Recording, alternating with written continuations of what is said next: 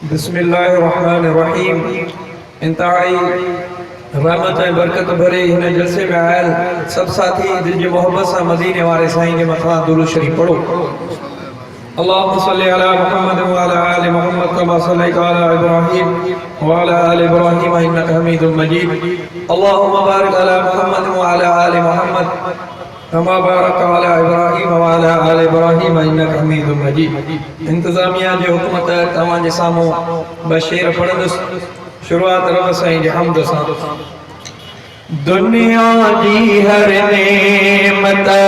उक़बा में भी जन्नत, तोले खल्की खालिक उन जी कर तो इबादत, उन जी कर तो इबादत जैसे खारो थई कुरान, उन मालिक जा मन थोरा जै तोखे कयो इंसान। जब मचे थी तो ॾाढा चो सुभान अल्लाह। उन मालिक जा मन थोरा जै तोखे कयो इंसान, दुनिया जी हर नेमत उक़बा में भी जन्नत, तोले खल्की खालिक उन जी कर तो इबादत, उन जी कर तो इबादत जैसे खारो थई कुरान, उन मालिक जा मन थोरा जै तोखे कयो इंसान। तोखे ॻाल्हाइण सेखारियो ख़ुदा, सिज चंड हिसाब सां हलन पया, कन जंहिंखे वलियूं ऐं वण सजदा, उन ई बिहारियो आहे समा, तारा ज़ूआ रखियो वियो, तोर में हद न टपे को, धरती विछाई साईं, मेवा पैदा कयाई, मेवा पैदा कयाई, खजूं अन पढ़ तूं वर रेहान, उन मालिक जा मन थोरा जै तोखे कयो इंसान, उन साईं जा मन थोरा जै तोखे कयो इंसान। माण्हू ही मिट्टीअ मां उन खलकिया ऐं बाहि मंझां जिन पैदा कया,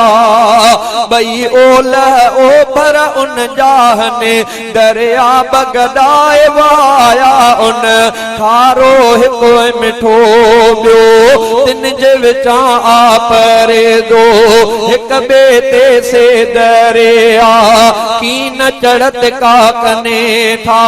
कीन चढ़त का कन था, पढ़ियो कुरान में आहे बयान, उन मालिक जा मन थोरा जै तोखे कयो इंसान,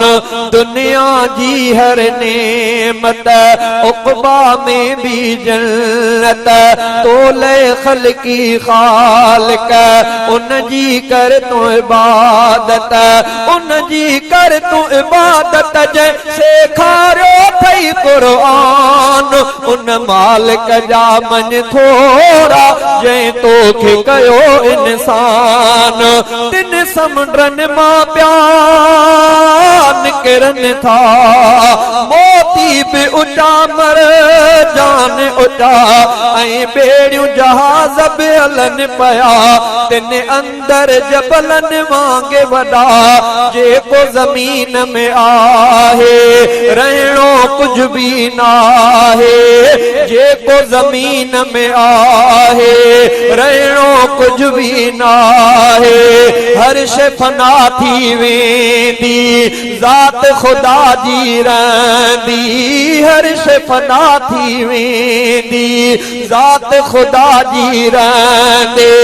ज़ात ख़ुदा जी रहंदी, जंहिं जोड़ियो आहे जहान, उन मालिक जा मन थोरा जै तोखे कयो इंसान,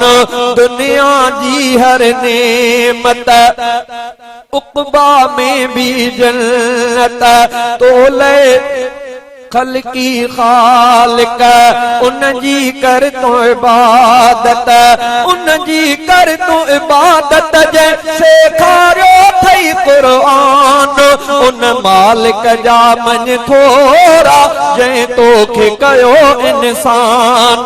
उन साईं जा मन थोरा जंहिं तोखे कयो इंसान।